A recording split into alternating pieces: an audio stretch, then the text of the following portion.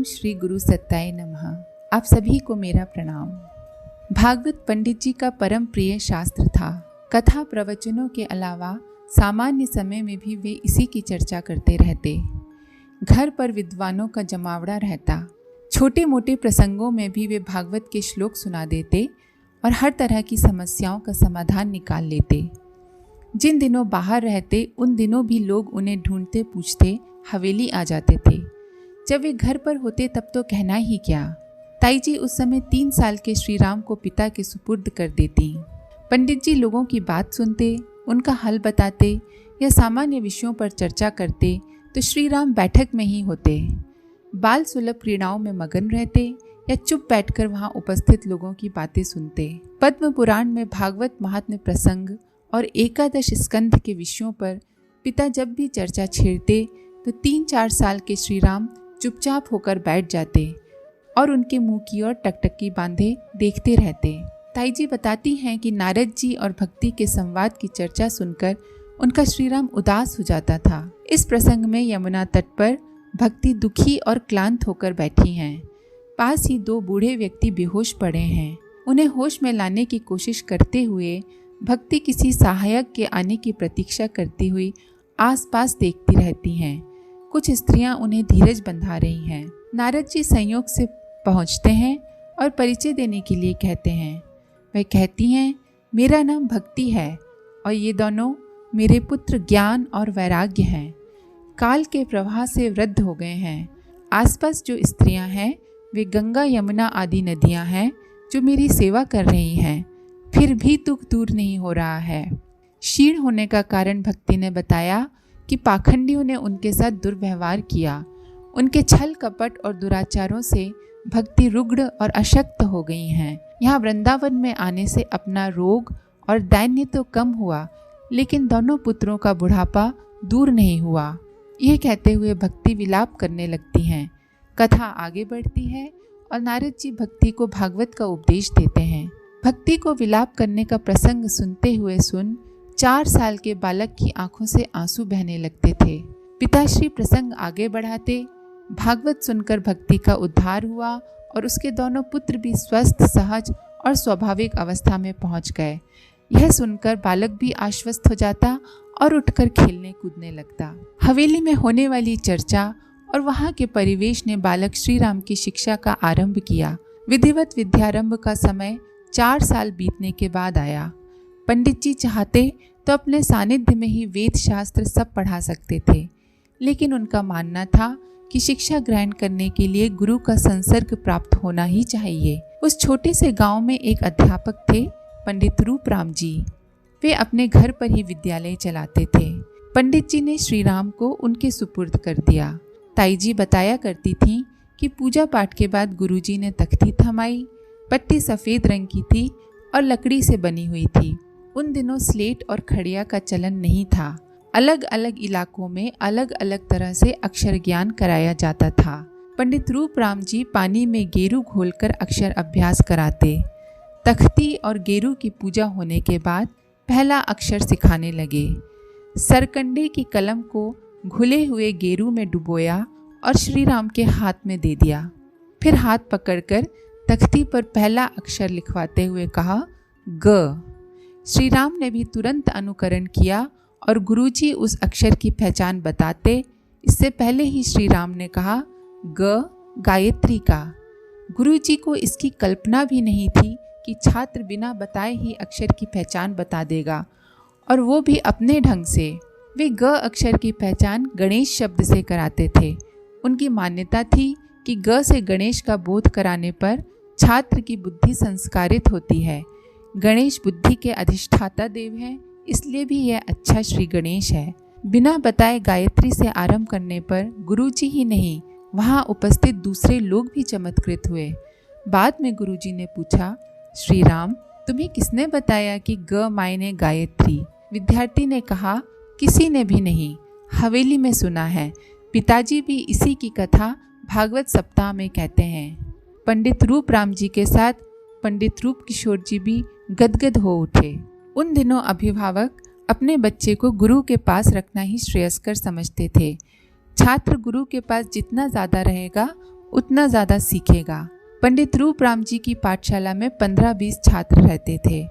आसपास के गांव में आए बच्चे भी थे। पढ़ाई के लिए आने वाले छात्रों की संख्या इससे 2-2.5 गुना थी।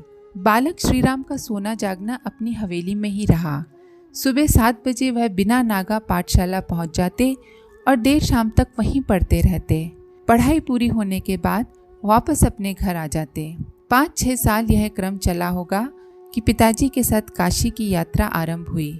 1915 में काशी हिंदू विश्वविद्यालय की स्थापना के समय निश्चित हुआ था कि श्री राम को यज्ञोपवीत दीक्षा महामना मदन मोहन मालवीय जी स्वयं देंगे। उस निर्धारण को ध्यान में रखते हुए 7-8 वर्ष की आयु में पिता ने चिरंजीव का उपनयन नहीं कराया। काशी जाने पर मालवीय जी के निवास पर ही सादे समारोह में यज्ञोपवीत संपन्न हुआ। संस्कार के समय श्री राम की आयु 11 वर्ष की थी। मालवीय जी ने गायत्री को सर्ववेदमय और ब्रह्म स्वरूप होने के जो उपदेश दिए थे वे बालक के कानों में रास्ते भर गूंजते रहे। अपनी समझ के अनुसार बालक श्री राम ने पिताश्री से उपदेशों के बारे में कई जिज्ञासाएं की। गायत्री को कामधेनु क्यों कहा है? ब्राह्मण कौन है? किसे गायत्री सिद्ध होती है? अगर ब्राह्मण को गायत्री सिद्ध होती है तो इस जाति के लोग दीनहीन क्यों होते हैं? गायत्री को किसने शाप दिया? उस शाप का विमोचन कैसे किया जाए? आदि प्रश्नों का समाधान रास्ते में ही हो गया।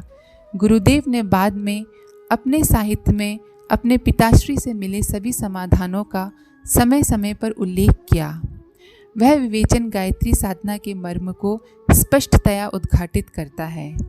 यहाँ इतना ही कि यज्ञोपवीत के बाद बालक श्री राम ने संध्या गायत्री जप आरंभ कर दिया। वाराणसी से लौटने के बाद बालक श्री राम ने अपने लिए हवेली में एक कमरा निश्चित कर लिया। वहाँ वे जप ध्यान करते, संध्या वदन के लिए खुले में जाते। यह खुलापन घर की छत पर होता या गांव के बाहर बने शिवालय में। अपने खेत में वटवृक्ष के नीचे भी वे संध्या वंदन के लिए जाते थे। पुत्र को जब ध्यान में इतना नियमित और तन्मय देखकर पिताश्री बहुत प्रसन्न होते। वे कहते, श्री राम अपना ब्राह्मण होना सार्थक करेगा। अपने आप को ही नहीं, पूरे कुल को और गायत्री उपासकों को धन्य बनाएगा। पिताश्री जब ब्राह्मण कहते थे तो उनका आशय इस नाम के किसी कुल या जाति में जन्म लेने वाले व्यक्ति से नहीं होता था। वे कहते थे, जन्म से तो सभी शूद्र होते हैं। व्यक्ति ब्राह्मण अपने आचरण से बनता है। जिसका आचार शुद्ध हो वही ब्राह्मण है। जो ब्रह्म को जानने और पाने के लिए अपने आप को तपा रहा है वह ब्राह्मण है। घर में, छत पर, मंदिर में, वट वृक्ष के नीचे और खुले आकाश तले बालक श्री राम का जब ध्यान चलता। सुबह 5 बजे के लगभग वे उठ जाते और स्नान आदि से निवृत्त होकर संध्या वंदन के लिए बैठ जाते। प्राची में सूर्योदय की लालिमा फैलने तथा संध्या वंदन और गायत्री जप के साथ सविता देवता के स्वर्णिम प्रकाश का ध्यान होता। संध्या के सभी कृत्य अनेन संध्योपासनेन कर्मणा श्री परमेश्वरा प्रियताम नमम ओम तत्सत ब्रह्मार्पणमस्तु। इस पाठ के साथ जप साधना का सारा पुण्य परमात्मा को समर्पित करके बालक श्री राम वापस लौट आते। 7 बजे पंडित रूपराम जी की पाठशाला में पहुंच जाते। वहां शिक्षा के साथ आचार आदि का अभ्यास होता। शाम के समय भी सूर्यास्त होने के ठीक पहले सायंकालीन संध्या शुरू हो जाती। तारे दिखाई देने तक वह संध्या कर्म भी परब्रह्म को समर्पित हो जाता। यह सिलसिला कई वर्ष तक चला, शायद 4-5 साल। शास्त्रीय मान्यता है कि नियम पूर्वक नियत समय पर विधि विधान से किया गया गायत्री जप तेजी से आध्यात्मिक ऊंचाइयों की ओर ले जाता है। विधि विधान का तात्पर्य अपनी साधना में श्रद्धा और विश्वास का समावेश है। बालक श्री राम प्रातः, सायंकाल, संध्या और गायत्री जप के साथ दिन में भी ध्यान का अभ्यास करते। गुरु जी की पाठशाला में यह उनका प्रिय खेल था। अध्ययन से अवकाश मिलता तो वे ध्यान जप, दूसरे छात्र खेलते रहते। कुछ सहपाठियों ने भी उनके खेल में रुचि दिखाई। 2-4 साथी मिल जाने पर नया खेल तैयार हो गया। खेल का नाम रखा गया साधना। इस खेल में खिलाड़ी पालथी मारकर बैठ जाते। उनसे कहा जाता कि आंखें बंद कर देखने की कोशिश करो। उस जगह देखें जहाँ दोनों भौएं मिलती हैं। देखते हुए अनुभव करें कि वहाँ सूर्य चमक रहा है। पता नहीं कितने छात्रों ने इस खेल को समझा। बहरहाल वे चुपचाप बैठे रहते। पूछने पर कहते कि बड़ा मज़ा आ रहा है। बैठने से आरंभ के बाद खेल के अगले चरण में गायत्री, हिमालय, गंगा, यमुना, सरस्वती, सिद्ध संत और इसी तरह की चर्चा चल पड़ती। इन चर्चाओं में कोई तारतम्य नहीं होता। 8-10 वाक्यों से ज़्यादा संगति भी नहीं बैठती, लेकिन आधा पौने घंटे तक खेल चलता रहता। कुछ दिन बाद वे 4-5 सखाओं को लेकर जंगल भी जाने लगे। घनी छाया वाले पेड़ के नीचे बैठकर खेल चलता। एक बार श्री राम अकेले ही गए और तीसरे पहर लौटे। पाठशाला का समय था। गुरुजी ने समझा छात्र किसी काम से घर गया होगा। घर वालों ने समझा कि पाठशाला में होगा, इसलिए उन्हें खोजा नहीं गया। जिन छात्रों को साधना खेल में रस आने लगा था, वे ढूंढते रहे। तीसरे पहर उनके खेल का लीडर प्रकट हुआ तो पूछा, कहाँ गए थे? श्री राम ने उत्तर दिया, एक गुफा मिल गई थी, वहाँ कोई नहीं आता। आराम से उसमें बैठकर ध्यान किया जा सकता है। अगले दिन वे साथियों को लेकर गुफा के पास गए। साथी किसी तरह गुफा तक चले तो गए, लेकिन भीतर जाने का साहस नहीं हुआ। डर लगा। श्री राम अंदर घुस गए। दूसरे लड़कों से न अंदर जाते बना और न ही वापस लौटने की हिम्मत हुई। अपने लीडर के वापस आने तक बाहर ही खड़े रहे। घंटे 1.5 घंटे बाद श्री राम वापस आए तो छात्रों ने उल्हाना दिया। कहा कि इस खेल में अब आगे से शामिल नहीं होंगे। श्री राम ने छात्रों का साथ छोड़ जाने की परवाह नहीं की। समय मिलते ही घंटे आधे घंटे के लिए अकेले ही निकल जाना और गुफा में ध्यान लगाना जारी रखा। बीच बीच में कक्षा से गायब हो जाने पर गुरुजी का ध्यान भी गया। उन्होंने श्री राम से सीधे न पूछकर छात्रों से पूछ डाला। गोपाल दास नामक छात्र ने बता दिया। गुरुजी ने कहा, तुम उसके घर जाकर यह बात बता दो। इस तरह ताईजी को गुफा में जाने की बात पता लग गई। उन्होंने श्री राम को बुलाकर डांटा। कहा कि शेर चीते की गुफा होगी, किसी दिन तुम्हें देख लेगा तो फाड़ कर खा जाएगा। माँ की डांट सुनकर श्री राम चुप रहे।